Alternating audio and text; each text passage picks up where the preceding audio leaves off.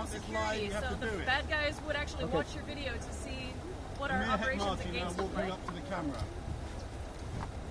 Okay.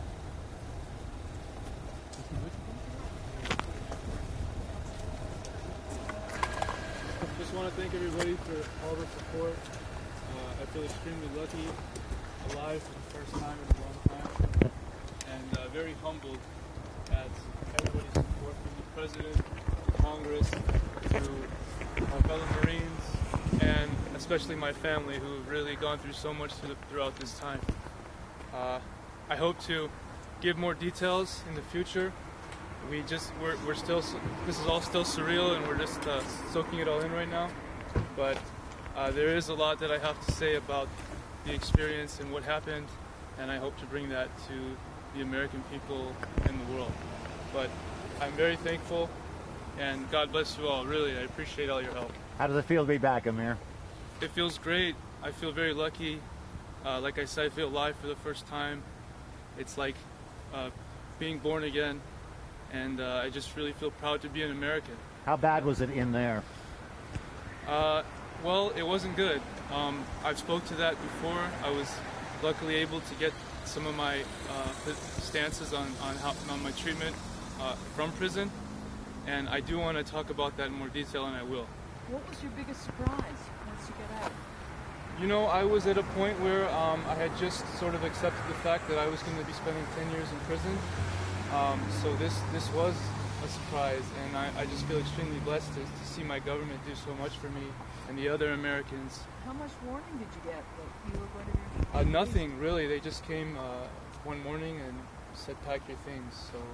Did you believe them? No, absolutely not. And I did not relax until we were outside of Iranian airspace. But it's finally starting to become a reality. Did your Marine? When do you hope to get home, Amir? And what's the first thing you're going to do?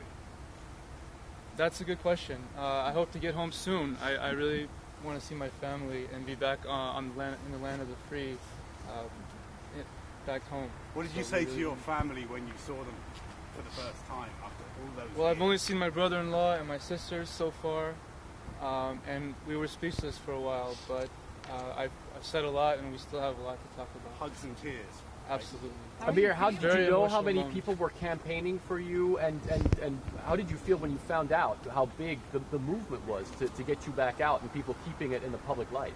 Well, I don't know, and I still don't know. I just know that everyone from the president, the Congress, even the Iranian officials who were our captors essentially were amazed and had asked us, why is it that they're working so hard for you?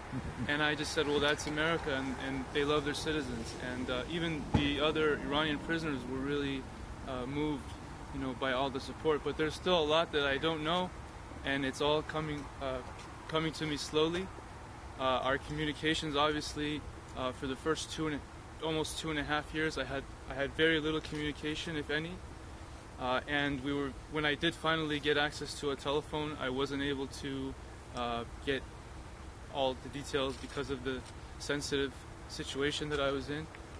But I just know that so many people had supported us, and I'm extremely humbled and grateful. What was it like when you guys were waiting for that plane? Because there was a big delay from when you were supposed to leave for when that flight actually took off, right? Yeah, it was very nerve-wracking. I was worried that maybe the Iranian side was going to make new demands in the last minute, or that the deal wasn't going to work out. So up until the last second, we were all worried and concerned. We were just put in a very small room, and we had no telephone or access to any information. We kept being told that we're going to be taking off in 2 hours, and 2 became 6, became 10.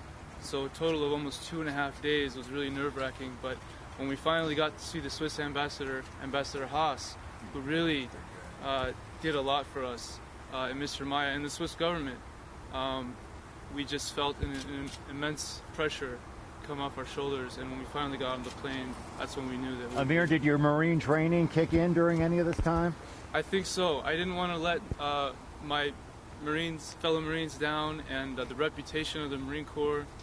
So I tried my best to, keep my head up and withstand all the pressures that were put upon me, some of which were very inhumane and unjust. and then hearing about some of my fellow Marines supporting me really gave me the strength to put up with over 4 years of some very difficult times that me and my family went through. Very So tough indeed. I'm grateful. Semper Fi to all the Marines out there. How are you feeling in yourself physically now? Right now, I feel great. I have so much energy. Like I said, I feel alive for the first time. All of the people out there who have been in prison, especially the ones who are in prison unjustly, I'm sure the other Americans feel the same way. It takes such a toll on you. So to be out now with Congressman Kildee, who's done so much, and my family, it's just amazing. How were your You can't fellow describe it. Americans who were on board? How were sorry. your fellow Americans who were on board the flight? Ecstatic, happy, anxious to get home. That moment is you. Nobody really believed it. Everybody was just sort of in a state of disbelief, and we still are. Apparently there were cheers as the flight left Iranian airspace.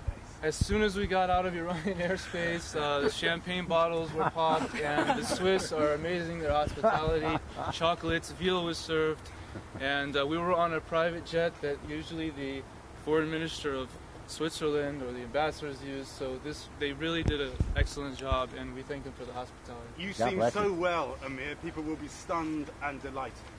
I am well, and I'm only going to get better, I hope, and this has really been an exceptional time for me. We're going to get some rest now. Okay. We need to get back Thank you home. very much. Thank you. Thank you. Thank you. Thank you. Thank you all. Thank you for everything. Thank you.